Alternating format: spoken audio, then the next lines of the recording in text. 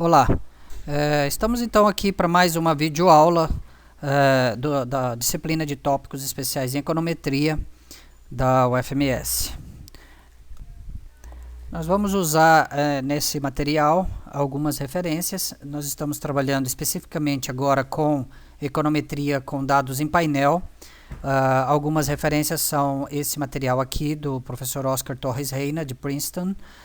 Esse outro material, Reis, que é em R, ele trabalha aplicações para esses capítulos do Wooldridge, tá certo? Então é uma literatura complementar.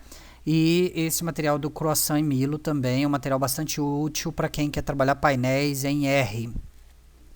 Temos ainda o livro do Greene, que é um clássico nessa área, tem alguns capítulos sobre dados em painel, tem bastante material online para replicação.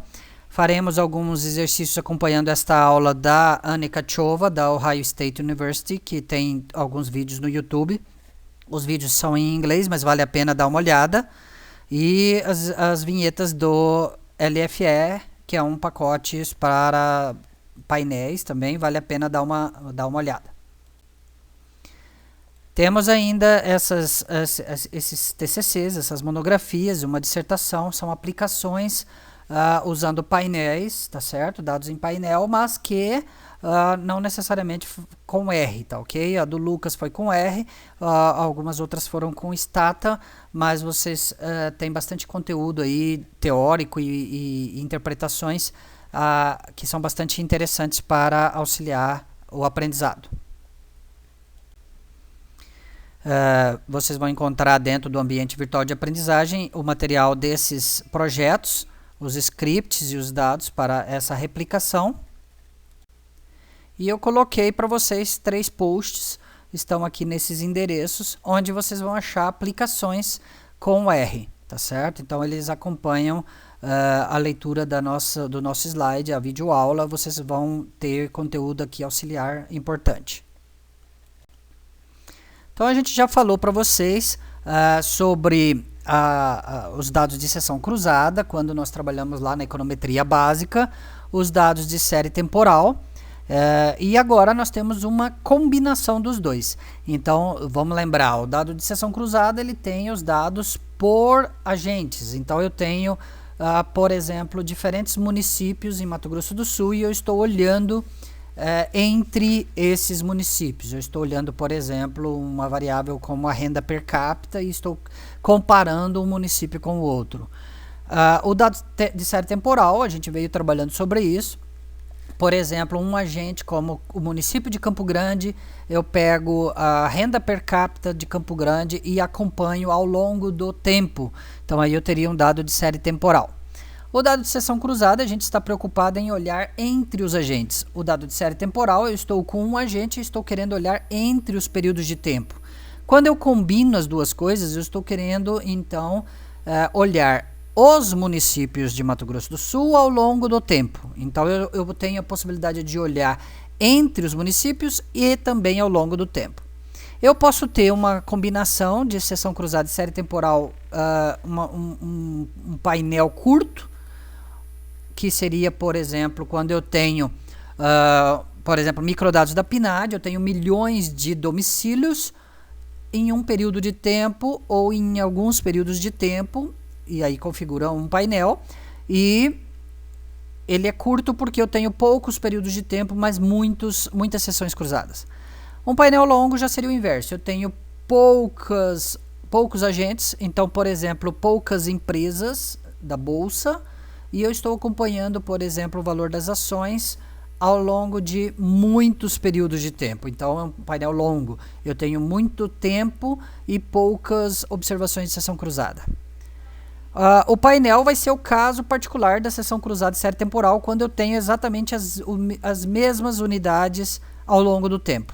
Então, eu posso ter um caso onde eu não tenho as mesmas observações ao longo do tempo.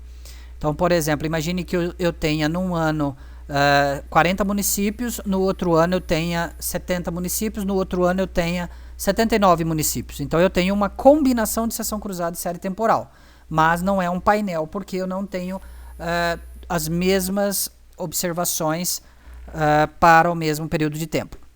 Eu posso ter uma ideia de um pseudo-painel. Qual é a característica do pseudo-painel? Por exemplo, os dados da PNAD. Eu tenho, ao longo do tempo, o mesmo número de domicílios, mas os domicílios entram e saem da amostra. Então, pela metodologia da PNAD, a gente tem trocas, substituições de domicílios. Entram domicílios da amostra e saem domicílios da amostra na mesma quantidade. Então, ao longo do tempo, eu tenho o mesmo número de domicílios. O que seria um caso de um painel, mesmo número de seção cruzada ao longo dos mesmos períodos. Mas não são exatamente as mesmas observações, os mesmos domicílios, tá certo? Então esse é o que a gente chama de um pseudo-painel. Ok? Vocês vão conseguir mais detalhes sobre isso olhando esse projeto lá no AVA ou olhando esse post dentro desse endereço, dentro desse QR Code, vocês vão conseguir acessar mais informações sobre esse detalhamento. Então eu posso ter também dois formatos básicos para painéis. É importante a gente entender isso, porque os pacotes essenciais para R, o PLM e o LFE, vão usar esse tipo de classificação. Eles vão ter a necessidade de termos aí identificadores para cross-section e para o período, para o tempo. Então nesse meu exemplo, o meu cross-section é county. Então, onde ele vai me dividir qual é a observação, qual é a unidade de análise do cross-section. E para o tempo, no meu caso aqui, o exemplo é year. Então, eu tenho um identificador que vai me caracterizar qual é o período, qual é a cross-section. Cada um tem um identificador. O formato wide é esse formato largo, ou seja, as minhas variáveis estão separadas lado a lado, em colunas. Do outro formato, o long, que é o longo ou comprido, tá? Então eu tenho o identificador aqui para a seção cruzada, o outro identificador para o ano, e as variáveis estão lado a lado aqui, mas elas estão com as unidades empilhadas, tá ok? Então eu tenho que considerar esses tipos de formatos para usar adequadamente o R. Tem que observar o tipo da função, o que ele requer de input para sua função, porque ele pode estar exigindo que esteja no formato wide ou no formato long, e aí você pode às vezes não conseguir rodar porque os dados básicos estão vindo em formato errado. Então tem que pensar nisso com cautela. Bom, os benefícios do painel.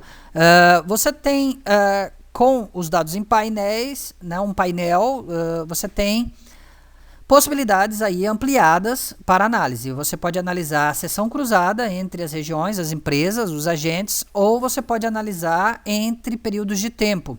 Então, eu tirei aqui exatamente igual a frase que está no livro do Gujarati e Porter. É uma citação do Balestre e Nerlov. Então, a análise de combinações de seção cruzada e série temporal auxilia no exame da dinâmica e do efeito tempo sobre os dados analisados. Proporciona um maior número de observações, bem como mais variabilidade, aumento dos graus de liberdade e eficiência, redução da multicolinearidade e manutenção da heterogeneidade, o que evita a apuração de resultados enviesados. Então, é uma grande vantagem você ter os dados em painel. Então, acaba sendo um grande benefício, um grande avanço da literatura econométrica, porque ele me permite analisar entre as unidades e entre os períodos de tempo. Ok? Vocês vão ter essa informação dentro desse post aqui que está identificado aqui embaixo. Tá ok? Bom, então, dentro do modelo de regressão linear, a gente lembra aqui que nós temos um modelo, uma variável dependente y, variáveis explicativas x. Eu tenho um modelo aqui linear, y igual a x beta mais epsilon, onde dentro da minha matriz x eu tenho uma coluna de uns para computar o intercepto. Eu tenho todas as pressuposições básicas sobre o x, então aquelas pressuposições clássicas. Então, x fixos, não existe multicolinearidade, o resíduo é média zero, o resíduo não está relacionado com X, o resíduo é não autocorrelacionado, homocedástico normal, etc. Todas essas pressuposições válidas, então o nosso estimador de mínimos quadrados vai ser conforme essa expressão, x' x inversa, x' y, o nosso estimador de variância, então dentro de um modelo de regressão linear típico, ok? Ainda nós temos a ideia da consistência, o meu estimador de MQO consistente, converge para o beta verdadeiro, quando aumenta bastante o número de observações, distribuição assintótica consistente, eficiente, uma variância com variância conhecida, e eu tenho então as características básicas do meu modelo clássico. O que acontece dentro do painel é que nós vamos ter o componente não observado da heterogeneidade. Então vai aparecer um componente aqui que ele não foi identificado precisamente. É uma heterogeneidade individual que não foi observada, tá certo? E aí a gente tem que preocupar, como é que eu vou estimar esses efeitos parciais se houver esta heterogeneidade. Então vamos ver o próximo gráfico. Seguindo aqui esse exemplo do Torres Reina, tem lá um post que a gente colocou a respeito esse mesmo gráfico está lá, tá certo? Peguei aqui um dado em painel, que veio lá do exemplo do Torres Reina, e pedi para fazer esse plot em relação a y dividido no tempo, então aqui o meu eixo horizontal é tempo, e condicional a country, que é o meu identificador para países. Eu tenho um dataset com 7 países, 10 anos, de 1990 a 99, e aí eu vou ter então essa divisão. Se vocês olharem a saída, ela não tem essas letras grandes, A, B, C, D, E, F, G. Elas estão identificadas aqui em cima. Então, para indicar que esse aqui é o A, o B, o C e assim sucessivamente. Tá certo? Vai subindo e vai caminhando sempre da direita para a esquerda, ok? Então, a gente pode observar aqui que eu tenho comportamentos bastante distintos de Y ao longo do tempo entre os países. Isso me ajuda a identificar uma certa heterogeneidade. De outro lado, se eu fizer um scatter plot do pacote CAR para esse mesmo dataset, eu tenho o Y no tempo e por país. Não pus aqui para sair o box plot e eu pedi para suavizar e não pedi a linha de regressão. Então ele sai para mim esse plot ao longo do tempo para diferentes países, tá ok? Então eu consigo ver que os pontos em cada ano para os diferentes países, ele apresenta aqui uma variabilidade. Então eu tenho, por exemplo, aqui em 98, esse país F teve um resultado bem abaixo. Nos anos de 94, 93, ele teve valores bem acima. E aí eu consigo ver, então, uma razoável heterogeneidade dentro desse meu dataset. Posso fazer plotando, usando o pacote gplots, plotando para as médias por país agora. Então veja, agora eu estou com país, tá certo? E eu consigo ver uma certa heterogeneidade entre países em um mesmo, ao longo dos anos, né? Então aqui eu tenho a média dos países, 10 países, 10 anos e o país A nos 10 anos, tá certo? Então a média desse aqui nos 10 anos, a média do C nos 10 anos, a média do país D nos 10 anos. Da mesma forma posso fazer o inverso. Eu posso ver, agora então eu fiz o inverso, eu posso ver a média de Y no ano, então de 1990, os 7 países eu tenho essa média. E como ela está mudando, então, entre anos, ok? Então eu tenho variáveis que são não observadas, que eu estou chamando como heterogeneidade. Essa heterogeneidade ela está afetando o meu modelo.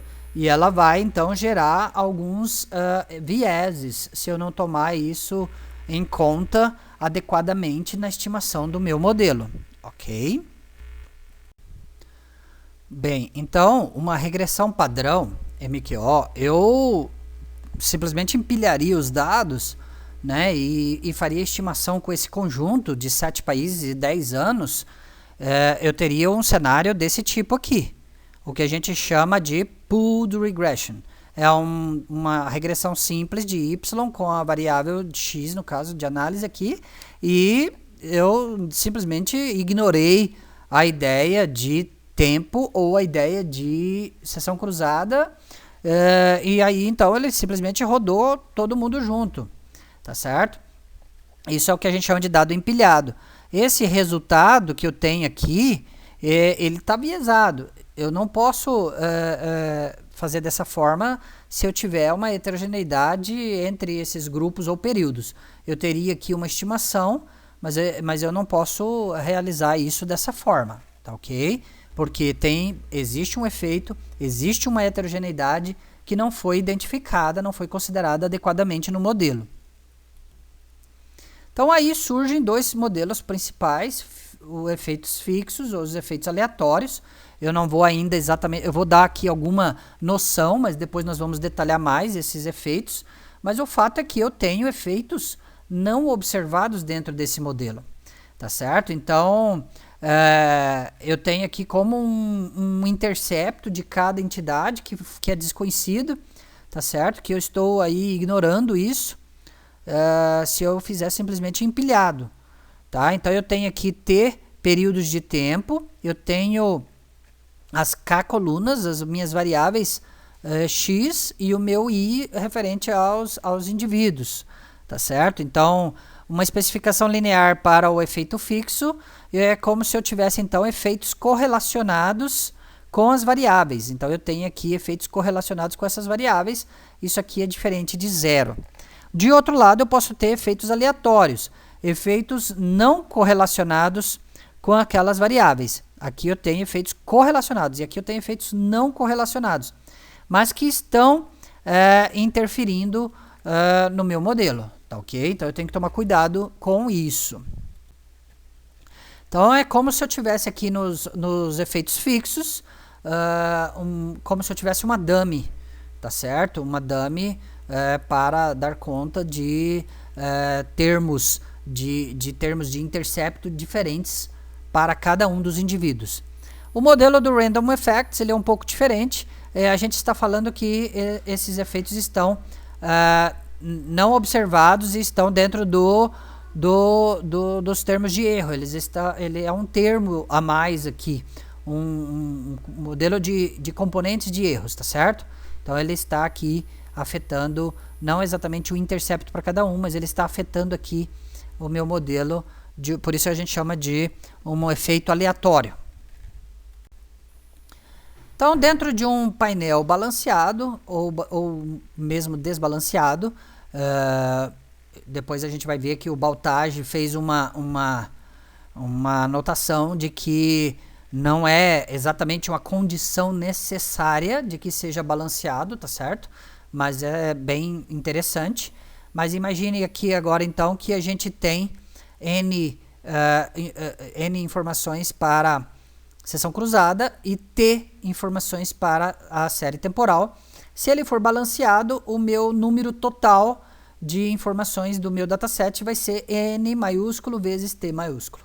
Se for desbalanceado, vai ser a soma dos N's, né, de cada período. Então, para cada um dos períodos, eu somo todos os N's ali, ok? Mas isso não é necessariamente uma condição. Não precisa ser balanceado. Ele pode ser desbalanceado. Vamos ter algumas implicações, mas ele pode ser desbalanceado. A estimativa de beta, então, ela vai ser um efeito parcial de interesse que eu tenho para cada variável. Será que ele pode ser estimado na presença desse componente, desse efeito, dessa heterogeneidade? Será que ele pode ser estimado consistentemente?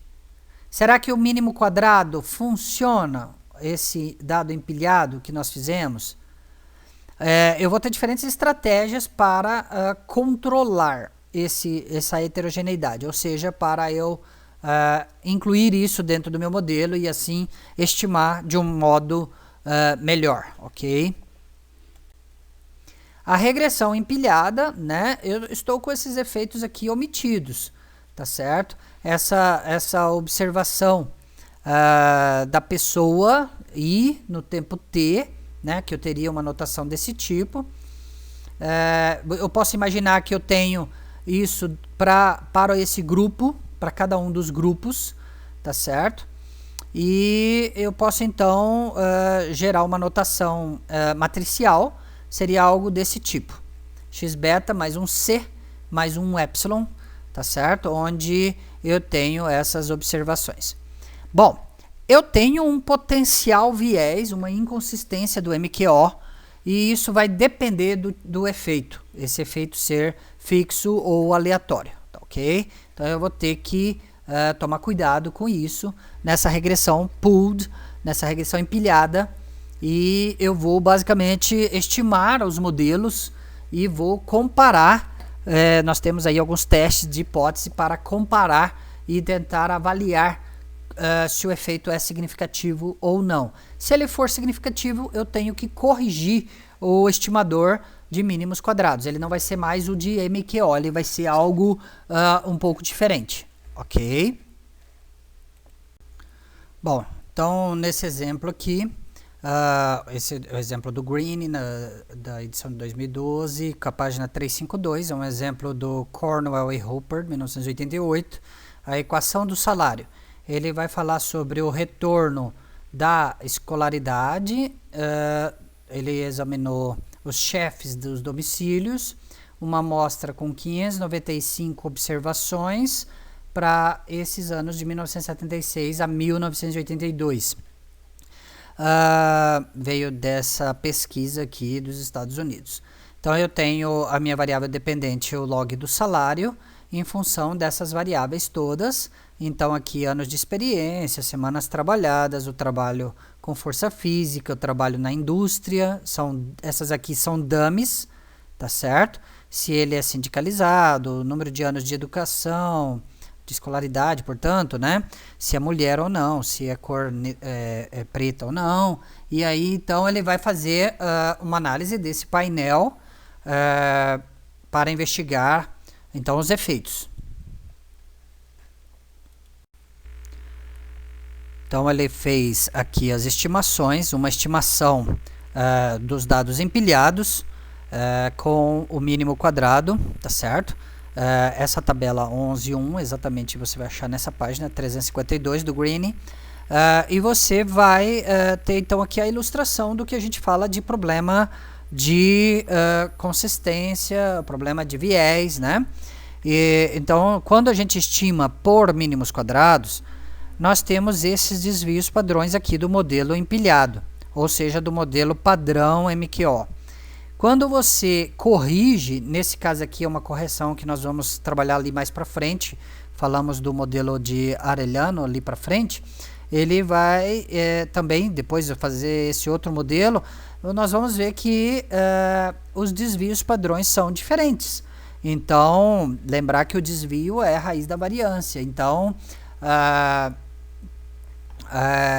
nós estamos dizendo que eu não estou necessariamente trabalhando com os melhores estimadores. Pode até ser que o pooled seja o melhor estimador, mas não necessariamente, tá certo? Então nós temos que testar isso para avaliar se realmente nós estamos trabalhando de um modo correto, de um modo eficiente, ok?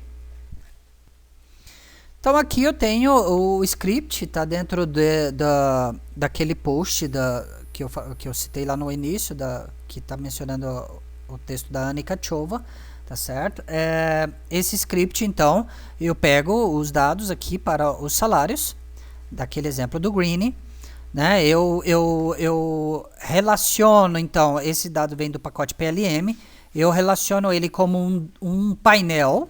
Aqui eu estou especificando que ele é um painel, um data frame em painel, onde o indicador para a seção cruzada, ele fala que são 595, eu estou indicando que as informações estão empilhadas e que a cada 595 observações eu tenho um período diferente.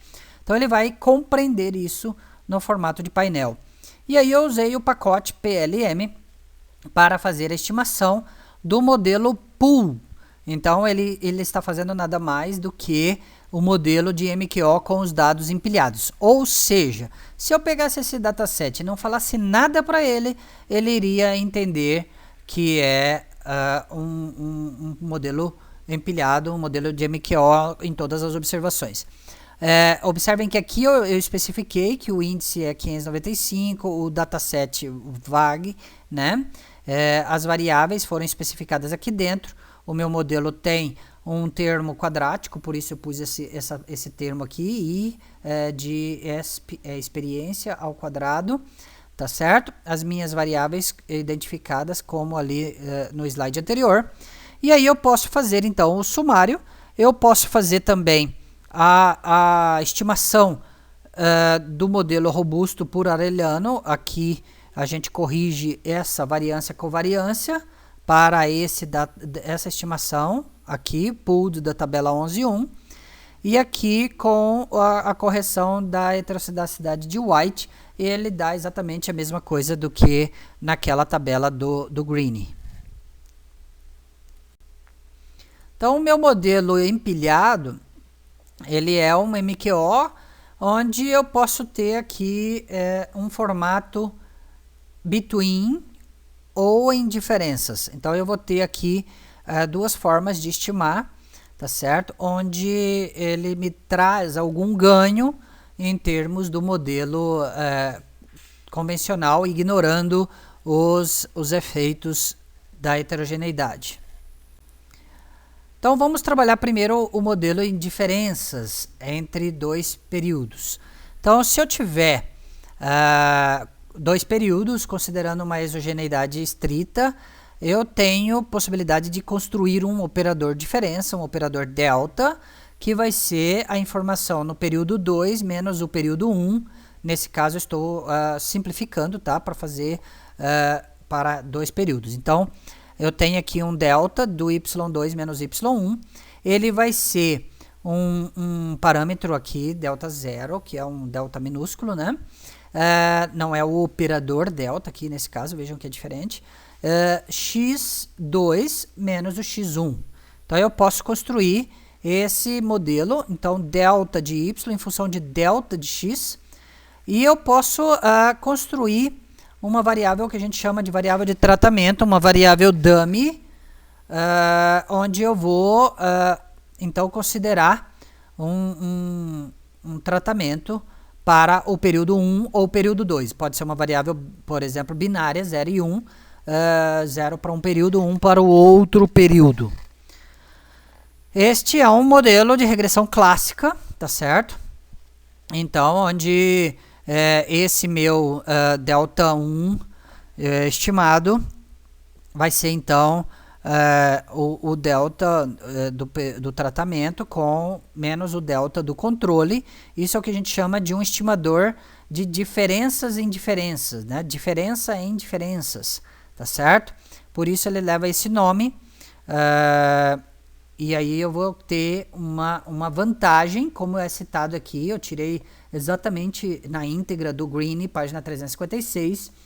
A vantagem desse estimador aqui, desta abordagem de primeira diferença, é que ele remove a heterogeneidade latente no modelo, tá? Caso seja apropriado um modelo de efeitos fixos ou aleatórios. É isso que ele está falando. Então, eu posso ter uma vantagem sobre o modelo tradicional, porque eu apliquei diferenças aí no meu estimador. Ok? Bem, então eu posso mostrar para vocês aqui, essa tela eu mostro como é que a gente gera o estimador de primeira diferença. Se eu pegar essa expressão aqui para t, e depois eu pegar ela para t-1, eu posso fazer uma menos a outra, e aí eu vou ter, então, os cálculos, a álgebra aqui, para eu chegar a esse estimador. Então, aqui vocês podem ver todos os passos. Eu vou ter, então, delta y em função de delta x mais um delta v. A minha covariância entre delta v e delta x é 0. E o meu estimador de primeira diferença vai ser desse tipo. É um vetor em diferenças, ok? Então, aqui replicando uma citação na íntegra do Green, página 356, como a diferença é temporal, o que não mudar no tempo some, tá certo? Por quê? Porque não mudou, então um menos o outro ficou 0.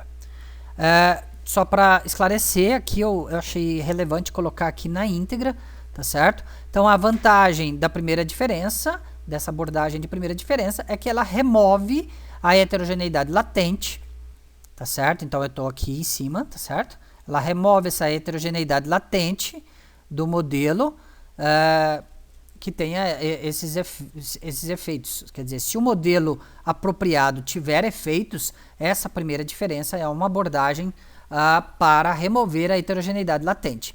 A desvantagem é que ela remove qualquer variável que seja invariável no tempo. Eu estou fazendo delta, se ela não mudar no tempo, então eu perdi. Então, por exemplo, a raça não mudou de um período para o outro, então sumiu, ela virou 0, ok? Educação pode ser que não tenha mudado. Sexo, a raça. Então, essas variáveis, se elas não forem de interesse, tudo bem. Mas se elas forem de interesse, eu vou ter um problema. E aí eu preciso de uma estimação mais robusta. Então, o modelo em diferenças, ele ajuda, tá certo? Mas eu tenho que ter consciência de que eu vou ter algumas imperfeições. E se essas imperfeições forem relevantes para o meu modelo, eu vou estar perdendo, ok? E aí eu tenho que buscar outro método. Então a gente encerra esse vídeo por aqui. O próximo vídeo vai ser sobre os efeitos fixos. Então entrando com um modelo um pouco mais robusto para análise de dados em painel. Até!